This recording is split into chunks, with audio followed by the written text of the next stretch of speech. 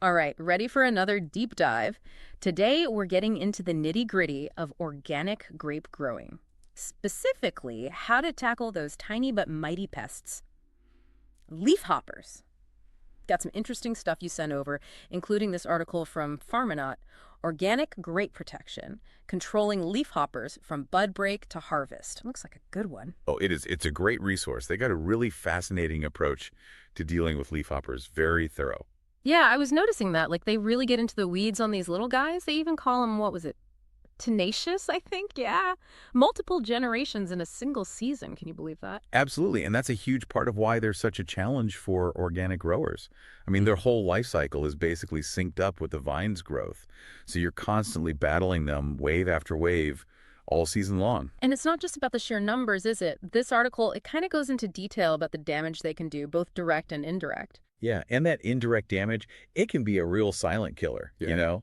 Like the stippling on the leaf, that's bad enough, sure. But it's their ability to spread diseases.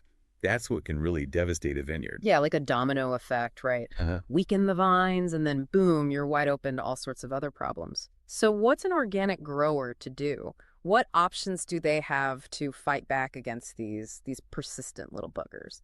Well, that's where things get really interesting. The article, it talks about this multifaceted approach, really emphasizing cultural, biological, and then the organic spray options, often using them all together, actually. So many options. It's kind of like having a whole toolbox, right? Each tool with its own special purpose. One thing I thought was interesting was how much they stressed vineyard sanitation, as a cultural control method. Yeah, no, it's huge. I mean, that's really the foundation of everything. If you can keep the vineyard clean, get rid of all that debris, you're basically eliminating all those little places where leafhoppers like to overwinter. So it's all about making their home life a little less comfortable from the get-go. Exactly. And then there's the whole biological control thing, which I got to say, that always kind of blows my mind. It's like, we're bringing in nature's hit squad. You know what I mean? Yeah, it's pretty amazing when you think about it. Introducing these beneficial insects like lacewings or ladybugs, they can be incredibly effective at keeping the leafhopper population down. Natural predators. It's like a whole nother level of pest control. It is. And then, of course, you got your organic sprays. I was kind of curious about the kaolin clay thing they mentioned. It's like giving the leaves a suit of armor, isn't it? So that's a good way to put it. Basically, it creates this non-toxic barrier that makes the leaves a lot less appealing to leafhoppers. They don't like to feed on it, and it messes with their egg laying too. So we got the cultural practices, beneficial bugs, and the sprays. And what I'm getting from this article is the real magic happens when you combine all of them, right? You got it. That's what they call integrated pest management, or IPM. You're not just relying on one thing. You're using all these different tactics together. Yeah. And that's what makes it really effective. Creating a multi-layered defense system, huh? Exactly. Makes sense. And this is where the whole technology angle comes in, right? They were talking about Farminaut and how they're using tech to kind of revolutionize this whole process. Yeah, and their use of satellite technology, it's really something else. It's like you can monitor leafhopper activity across your entire vineyard from space. From space, no kidding. All right, so how does that even work? How do you track these tiny little bugs from up there?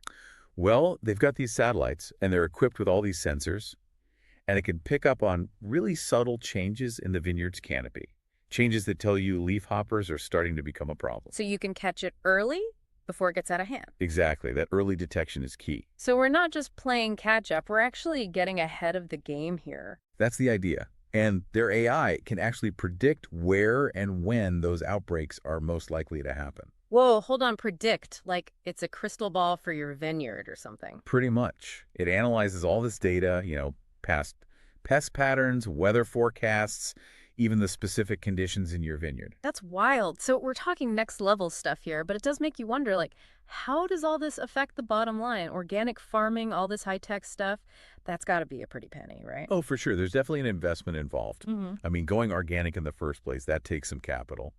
And then incorporating technology like Farminaut, that's another layer. But the thing is, the long-term payoff, it can be huge. So where do we see that return then? What makes it worth it? Well, for one thing, you've got the premium price that organic grapes can get, right? Consumers are more and more interested in sustainable products these days, and they're willing to pay a premium for that.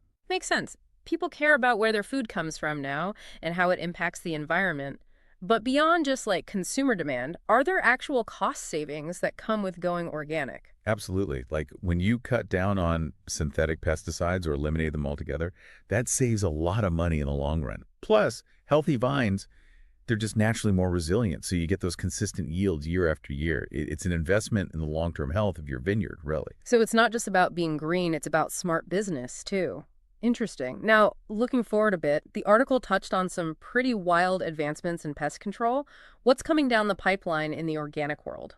A lot of exciting stuff. Gene editing is really promising. They're working on pest-resistant grape varieties. Can you believe that? Vines that can fight back, no way. Yeah, it's pretty incredible. That could drastically reduce, maybe even eliminate the need for any kind of intervention. Wow. Sounds like we're on the verge of like a whole new era. Nature and technology working together. Anything else on the horizon? They're doing some interesting work with pheromone disruption, basically messing with the leafhoppers' mating cycles to keep their numbers down. And then there's this whole concept of like AI-driven ecosystem management, using tech to create this perfectly balanced vineyard where pests and beneficial insects can kind of coexist without us having to step in all the time. That's really something. Well, this has been fascinating, really eye-opening stuff. From these tiny little leafhoppers with their surprisingly complex lives to all the ways we're learning to deal with them. It's amazing to see how far things have come in the world of organic grape growing. And who knows what the future holds, right? With technology advancing so quickly, the possibilities are pretty much endless. Thanks for joining us for another deep dive, everyone. Until next time.